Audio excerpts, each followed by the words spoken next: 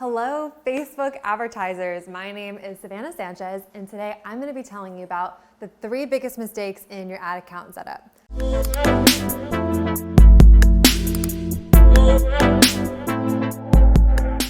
So the number one biggest mistake I see when I'm auditing accounts is that people aren't excluding their retargeting campaigns from their prospecting campaigns.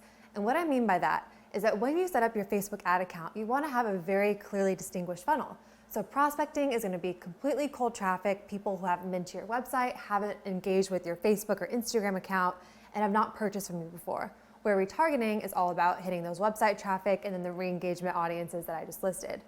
So the biggest issue that I see is that when people are setting up their prospecting campaigns, so they're choosing cold audiences, they have their lookalikes, they're choosing interest targeting, but they're not excluding all of that lower funnel traffic from their prospecting campaign.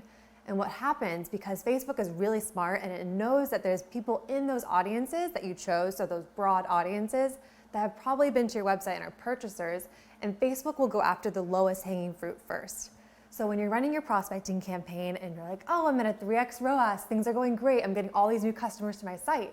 But what you don't know is that if you aren't excluding your website traffic, your past customers, and your re-engagement audiences from your prospecting campaign, you're actually going to be targeting your warm audience. So it's not a true number of how many new customers you're acquiring.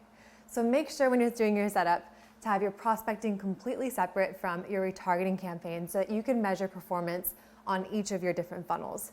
Because there's going to be different success metrics or ROAS targets for your prospecting number for what you're willing to pay to acquire a new customer versus what you're willing to pay to acquire someone who's already been to your site or has purchased from you before.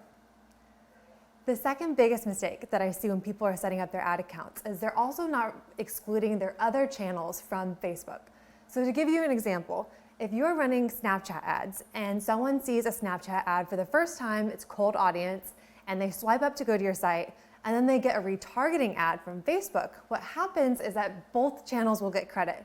Because of course, both channels want to prove that they're giving the advertisers the most value, and so you'll end up seeing the purchase value show up on both your Snapchat because that's where the first ad came in, and on Facebook because it's retargeting your website traffic. So how do you avoid this? On Facebook, you want to exclude all of your Snapchat or whatever other channel you're running from your retargeting campaigns.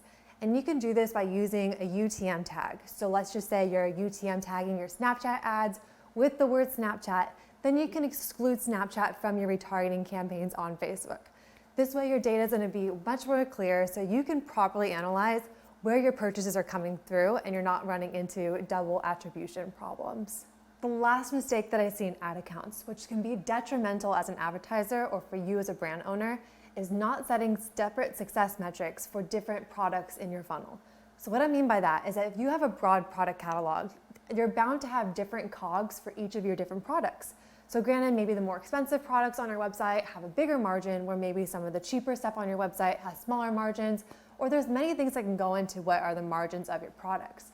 But to broadly say that my return on ad spend target on Facebook is a 2x, that's actually doing you a huge disservice, because what you need to evaluate is based on the COGS of each product is going to determine what success metric you need for Facebook return on ad spend.